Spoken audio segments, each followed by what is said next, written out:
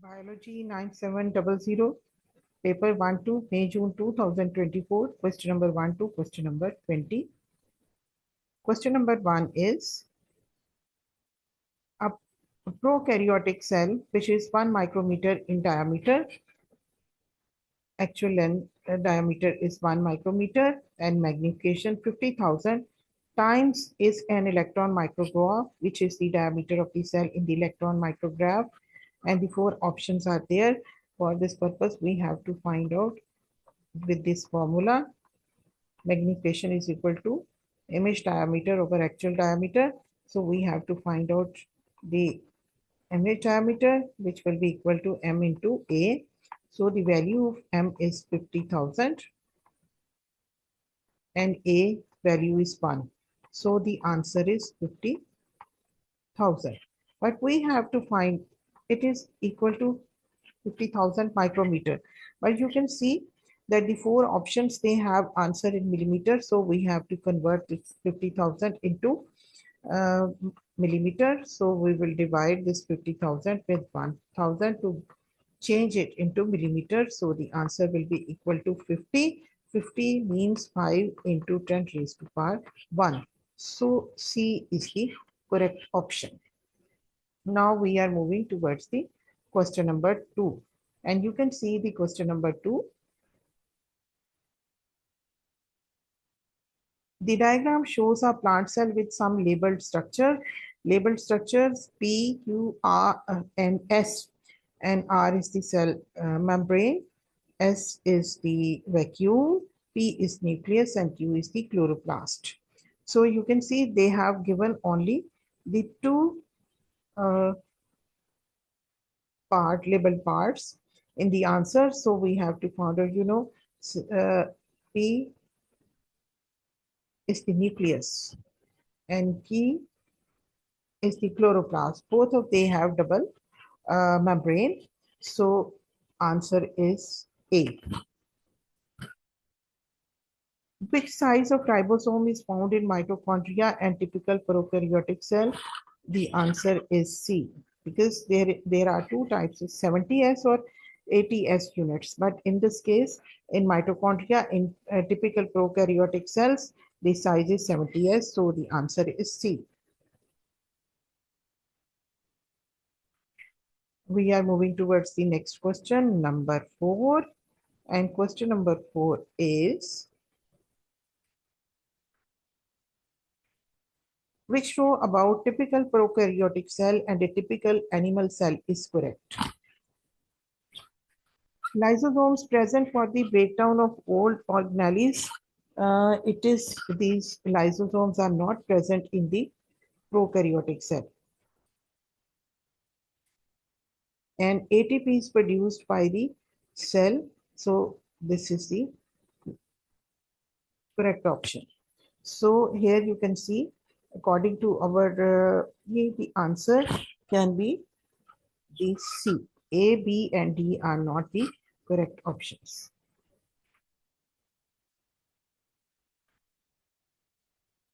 Question number 5.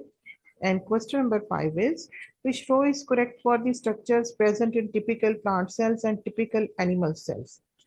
And you can see that cell structure, plant cell, animals, plasmodesmata. Plasmodesmatas are not present in animal cells. Golgi bodies, they are present in the plant cell and they are not present in animal cell. Again, wrong option. They are present in both. So centrioles are not present in plant cell, but they are present in animal cell. So this can be the option. Tonoplast. Tonoplast is present. So again, this is not the correct option. Only C is the correct option. Which row is correct for cellulose? Cellulose, the rotation of alternate monomers by 180 degree. Yes. So there are 2 ticks. A and D can be the correct option. But shape of the molecule branched and unbranched. It is unbranched structure. You can say the cellulose fibers are there. So these cellular fibers will make long chains. So they are not branched. So in this way, they will make their structure. So hydrogen bonds between molecules, yes, the hydrogen bonds between molecules are there. So in this way, the option D is the correct option. Now question number 7 is there. And here you can see the question number 7. Which statements about peptide bond formation are correct? The bond formation occurs between a carbon of one amino acid and a nitrogen of the next amino acid after the amino acid detached from transfer RNA. No, this is not the correct option. The bond formation occurs in the at the ribosomes while the amino acids are still attached to transfer RNA and is a hydrolysis reaction. No, this is not the correct option about the hydrolysis reaction. The bond formation is important for growth of an organism, and when the bond forms, a water molecule is removed. This is the type of condensation reaction. So this is the correct statement. So according to this one correct statement, the answer is D. Question number 8. And here you can see the question number 8 is on screen. The diagram shows naturally occurring D-glucose and a form of glucose that can be synthesized in the laboratory known as L-glucose. D-glucose and L-glucose, you can see the structure of D-glucose and the structure of L-glucose. They are different from one another. You can say this CH2OH is in the upward direction, but here it is in the downward. So structure is different from one another. The enzyme glucose oxidase catalyzes the oxidation of D-glucose. So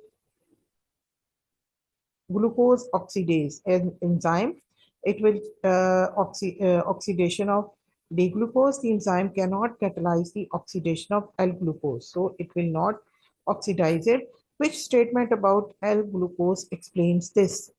The L-glucose does not fit into the active site of the glucose oxidase because they have different shapes.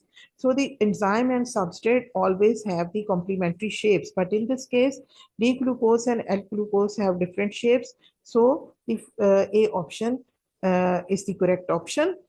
Has a different structural formula too? No. Is a synthetic sugar? No. Is the mirror image of the D-glucose. So only A is the correct option. Now we will move towards the question number 9, and question number 9 is on screen. You can see that.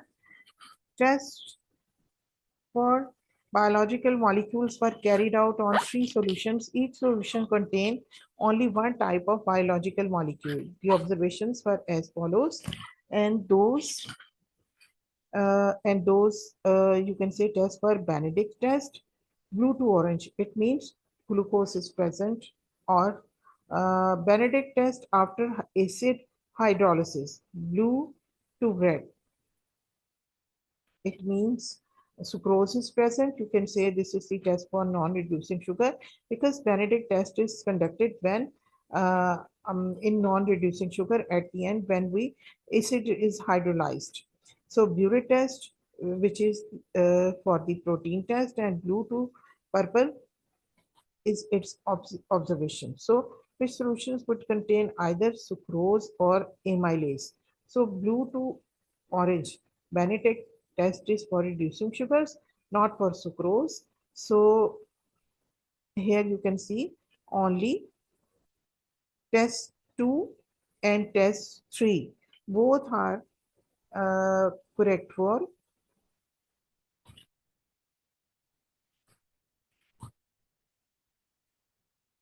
so according to this 2 and 3, they are the correct options.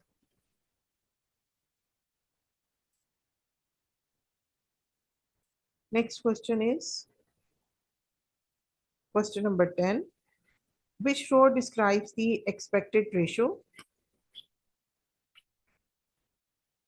Expected effect on V maximum and Km when a competitive reversible inhibitor is added to an enzyme catalase reaction. Enzyme catalase reaction is there, and there will be the addition of competitive reversible inhibitor, then what will be the effect on V maximum and Km value? So what will happen? You can see, you know that when there is high Km value, then will be the low affinity for the enzyme. So in this way, I would like to say that when a competitive reversible inhibitor will be added, you can say there will be the V maximum. V maximum, it will decrease. It will A and B are incorrect, so it will decrease. So C and D, they can be the correct option. So what will be the effect on Km value? So it will increase. I would like to say it will increase. So C is the correct option, because when there will be the V maximum in case of competitive reversible inhibitor, so the V maximum, when it will decrease due to this competitive reversible inhibitor, so Km value at that time will decrease. So because they are inverse to each other, they will affect in this way. Now the question number 11, and question number 11 is, the graph shows the effect of substrate concentration on the rates of reaction of three enzymes X, Y, and Z. And here you can see what is the correct order of affinity of these enzymes for the substrate, starting with the enzyme with the highest affinity.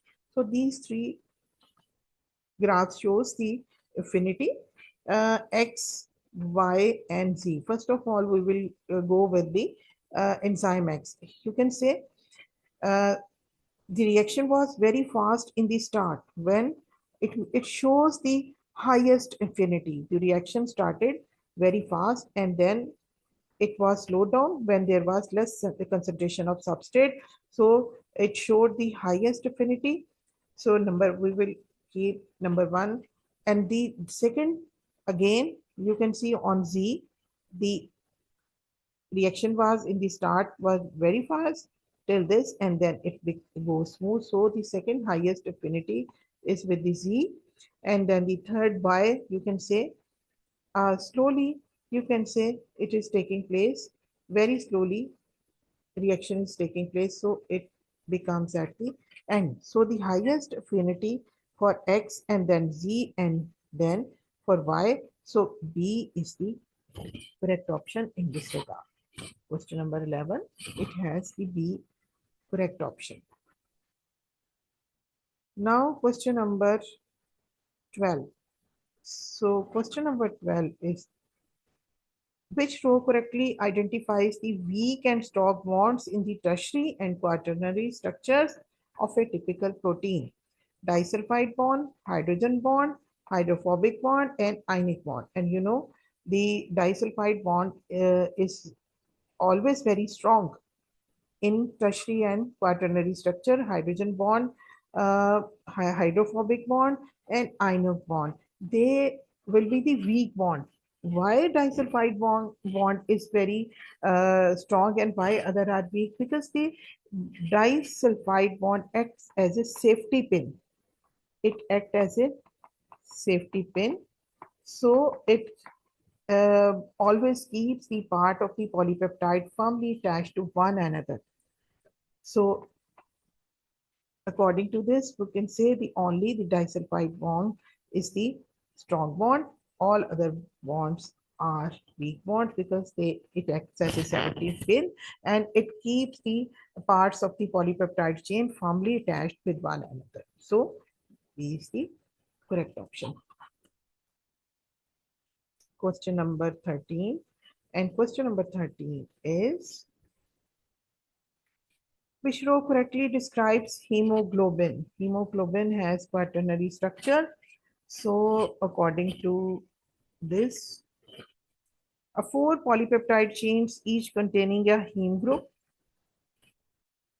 Four polypeptide, it can be the correct option. Four polypeptide chains interact to produce a globular chain. Correct option. Iron ions can associate with oxygen forming hemoglobin. No.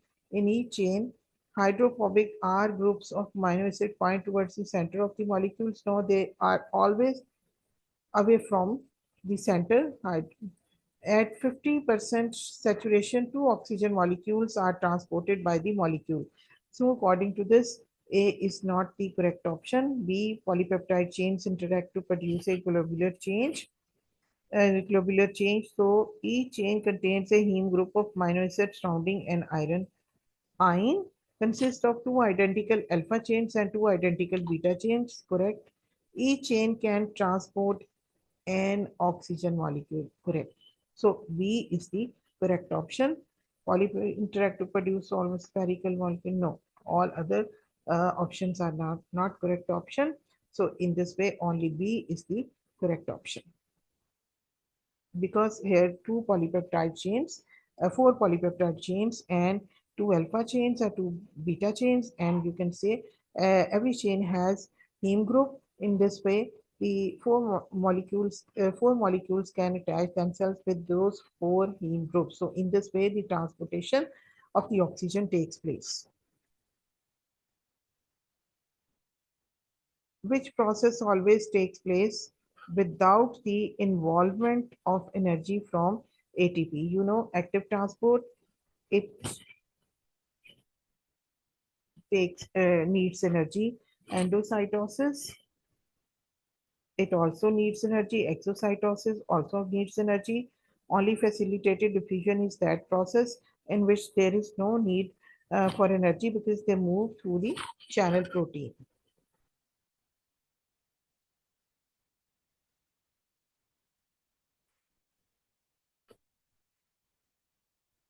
The diagram shows the entry of the molecule X into a cell. So they are moving through the channel protein. Molecule X is moving through the channel protein from its higher concentration towards the lower concentration. So which row shows a property of molecule X and the effect of the concentration of ATP in the cytoplasm on the rate of entry of molecule X. So here you can say they are moving from higher towards the lower. So and passing through the channel protein. So they can be the polar molecules. So effect rate of entry, no, it will not affect, has no effect on the rating. So D is the correct option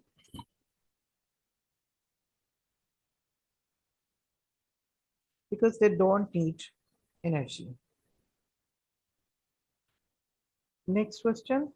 The electron micrograph shows some human blood cells, and you can see the human blood cells, which row correctly shows the net movement of water by osmosis and the water potential of the cytoplasm of the cell X compared with the solution surrounding to the cells. You can see these are the normal cells, and you can see they are the plasmolized cell or shrinked cell. So they are the shrinked cell, not plasmolized because they are the animal cells. And shrinkage in animal cell is called as crenation, but so they are shrinked, which row correctly shows the net movement of water by osmosis and the water potential of the cytoplasm of cell X compared with the solution surrounding the cells. Net movement of the water by osmosis. So it will be, they are shrink, so the movement will take place out of the cell. So the water potential of the cytoplasm of X compared with the solution, it was about higher or low. We have to find out which is higher and low, and it was so cell X had higher water potential due to which it has moved out of the cell because outside the cell the solution was in lower water potential. So water has moved out of the cell. So it is shrinked. So C is the correct option. Now question number 17. And question number 17 is a red indicator solution was mixed with agar and the resulting solid was cut into small cylindrical blocks. The blocks were placed in an acid which turns the indicator yellow and all other variables were kept constant. The dimensions of the blocks are shown. Block 1 height 3 millimeter, diameter 6 millimeter. Block 2, highest 6 millimeter and diameter 12 millimeter. Block 3, highest height 8 millimeter and diameter 16 millimeter. So formula for calculating the surface area of cylinder 2 pi r h plus 2 pi r square. So this is the formula for surface area, and where is the to calculate the volume, it is equal to pi r square r, where r is the radius and uh, pi is equal to 22 by 7, and radius can be different for all. It is half of the diameter, so it can be 3, 6 and 8 radius. So in this way, this formula, the surface area volume ratio has been found out. For block 1, it was surface area to volume ratio was 0.75 to 1.0, and it is and for block 2 it is 1.5, and for block 3 it is 2. It means the lowest surface area to volume ratio was in A and in B. In B, and it means these two options are not the correct options. Surface area to volume ratio, so C has 1.33 and D also has 1, so C or D, one of them can be correct. And time to turn yellow 4, and then time was 5, then time was 11. So it means the surface area to volume ratio was lowest in the block 1, which was smaller in size. So it means it took less time to turn yellow. So, and the second block 2 and the third time was for block 3. So it means C is the correct option. Whereas in D, you can see the highest time. No, surface area volume ratio is lowest. Then you can see it will take the less time. Surface area is greater, so what will happen? There will be less time to take this indicator.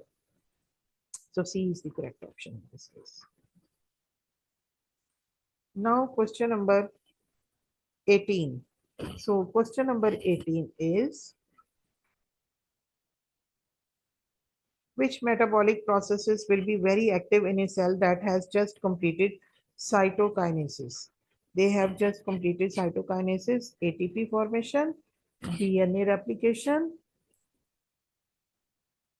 DNA replication. They have just completed cytokinesis, so DNA replication, protein synthesis, yes. So the which metabolic will be very active in a cell that has just completed cytokinesis? So they have completed cytokinesis. The cells are matured, so they need to synthesize the protein. So for this purpose, ATP formation will be there. So in this way, I would like to say the B is the correct option.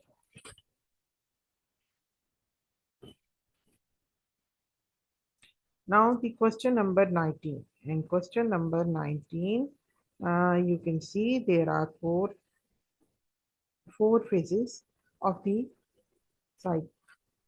life cycle has been shown.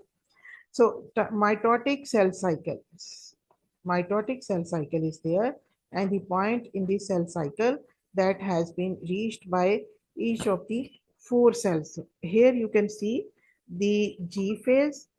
First of all, this is T1 phase. T1 phase in which cell growth takes place. And in S phase, DNA synthesis.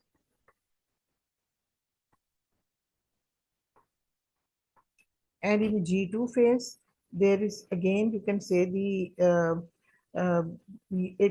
more growth takes place, or the cell preparations for mitosis, you can say.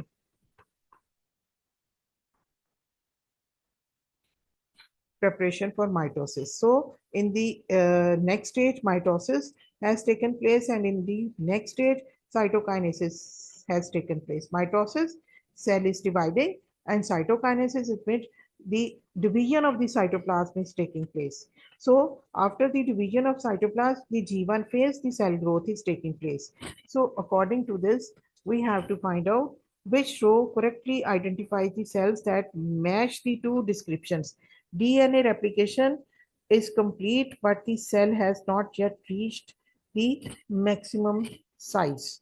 So the maximum size DNA synthesis. So this is the W.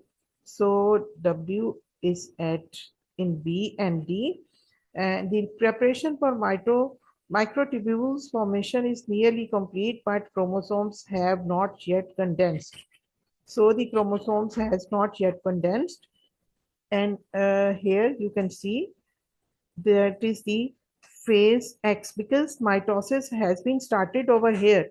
So this is the value phase X. So D is the correct option.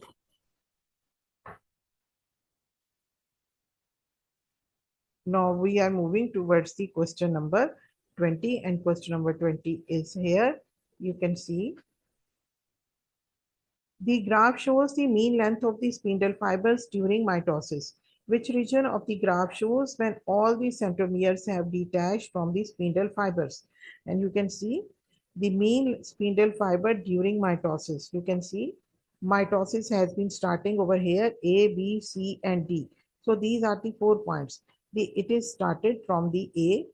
Mitosis has been started. Now we have to find out all the centromeres have detached from the spindle fibers. So here you can see the point where they have moved towards the opposite poles. After in the metaphase, it shows anaphase, so it shows the telophase. So in the telophase, all centromeres have detached from the spindle fibers because in that sense they have moved towards their opposite pole. They will get separate and then they will again they will go in the uh, you can say in the form of chromatin fibers. So D is the correct option. So it was all about from question number 1 to 20. Students, please like, share, and subscribe my channel. Thanks for watching.